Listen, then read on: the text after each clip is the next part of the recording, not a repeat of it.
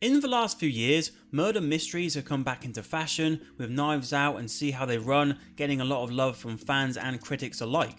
With those films, they provided a unique twist on the whodunit mystery, but for many audiences, they still want to see those more classic and familiar stories on the big screen, and Kenneth Branagh has been supplying that with his Agatha Christie films. Firstly, we had Murder on the Orient Express, which I thought was okay, but nothing that memorable and a bit disappointing. The one after that was Death in the Nile, which I thought was slightly better, and now we have A Haunting in Venice. This one's adapted from Agatha Christie's novel Halloween Party, and it doesn't take a genius to understand that in this film there are certainly some horror elements included. As this story is not as well known as the previous two, it does seem to have caused some confusion with cinema goers because some people have been going to this thinking it's a straight up horror film and being a bit disappointed that it's a murder mystery and it's very slow compared to what they're expecting, and then you've got some people who like Agatha Christie films not even realising this is what that is. Now these films are of course for everyone to enjoy, but with all the different superhero films and action films out in the cinema,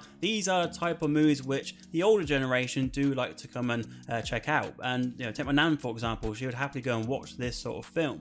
And so when it comes to horror elements in the film, I think there's enough in there for people to get a taster for that horror feeling, but not be overwhelmed by it. So there's there's a few bangs in the night sort of thing, but not enough for people to get nightmares all week long after watching the film. But for some people going to watch this film, that's probably what they're hoping to see, because the trailer is a little bit more leaning towards that horror side of things. And so, some people going to watch this film will be very disappointed that this was very slow and boring compared to something they're hoping which is going to make them jump out their seat. Now, a big question for this sort of film is, of course, the mystery. Is it engaging? Is it one you can get your teeth sunk into? Well, I think this one, it did take me a bit longer than the other two to really get into it. The characters I thought were okay, some better than others definitely. With some conversations you're sat there listening and trying to take in the clues and everything, but at the same time your mind can easily wander. You can stay, but I'm leaving. Candy yellow if they're using late season apples. And of course in Canada the whole thing's flip-flop.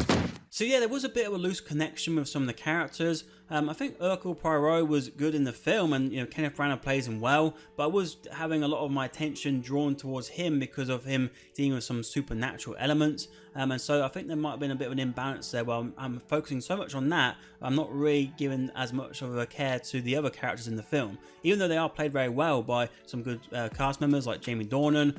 We also have Tina Fey and also Michelle Yeoh, who I'd say is probably one of the best ones in the film. The majority of the film takes place inside a haunted palazzo, and so we don't see lots of the outside of Venice, but what we do see is very beautiful, and the film does share a similarity with The Equalizer 3 in the sense that both the main characters go to Italy to settle down and get away from their usual day job, but of course they both get drawn back in.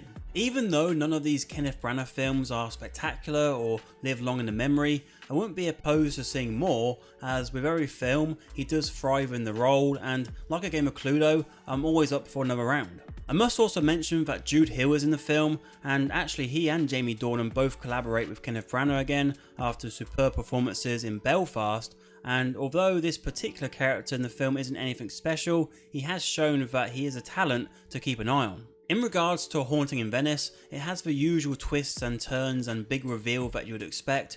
It had me a bit sleepy in parts, but it does enough to keep you on its side and supply a fine enough time at the cinema, as long as you're not there for a horror film. And there's only the worry because there are plenty of those on the way. So if you've seen the film, how did you find it? And where would you place it amongst the previous two? Let me know your thoughts in the comments below. And if you want to check out another video, on screen is one which actually is a mystery to me.